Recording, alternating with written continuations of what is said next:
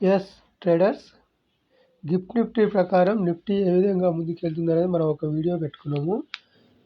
ఆ వీడియోకి ఇది కంటిన్యూ ఒకసారి అబ్జర్వ్ చేయండి. మనం లాస్ట్ చెప్పుకున్నాము 26,599 వరకు దాంట్లో లెవెల్ ఉంది నిఫ్టీలో. ఈ గిఫ్ట్ నిఫ్టీలో ఏం చేసిందంటే గోల్డెన్ రేషియో లైను దాటడానికి ప్రయత్నం చేస్తుంది ఈ వీక్. అయితే ఈ వీక్లో కంటే ముందే ఫ్రైడే ఏం చేసిందంటే గిఫ్ట్ నిఫ్టీలో లాంగ్ విక్ వదిలి కింది క్లోజ్ అయింది. ఎక్కడ? గోల్డెన్ రేషియో కింద. అయితే ఈ లాంగ్ విక్ వదిలిన హై ఏంటి? 26 ఇది ఉంది కదా, 26,346.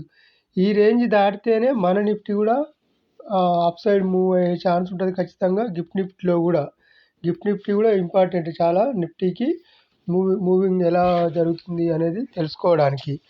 అయితే ఈ 26,346 దాటనంత వరకు మన నిఫ్టీ కూడా దాటదు. ఓకే, అంతవరకే మన నిఫ్టీ కూడా అప్ మూవ్ డౌన్ మూవ్ తీసుకుంటుంది. కానీ ఇక్కడ గోల్డెన్ రేషియో పైనుంచి కిందికి వచ్చింది కనుక ఈ లెవెల్ దాటాల్సిన అవసరం ఖచ్చితంగా ఉంటుంది అనమాట. అదే నిఫ్టీలో ఏం జరిగిందంటే గోల్డెన్ రేషియో క్రాస్ అయింది ఆల్రెడీ.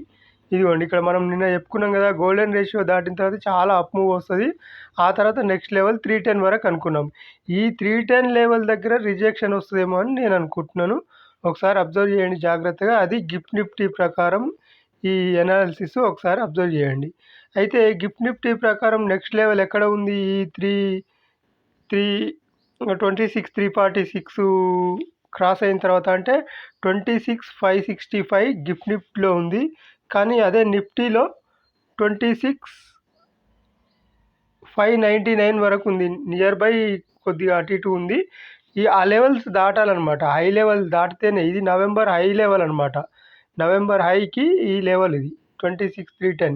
ఈ లెవెల్ దాటితేనే మనకి ఇంకా స్ట్రాంగ్ మూవ్ వస్తుంది. కానీ అప్పటి వరకు మాత్రం ఈ స్ట్రాంగ్ మూవ్ ఈరోజు రావచ్చు, రేపు రావచ్చు. ఎందుకంటే 25th క్రిస్మస్ హాలిడే ఉంది కనుక ఈ లెవెల్ని ఈజీగా క్యాచ్ చేసి రిజెక్షన్ వస్తుందేమో అని నేను అనుకుంటున్నాను. అది అబ్జర్వ్ చేయండి ఒకసారి. Okay, thank you.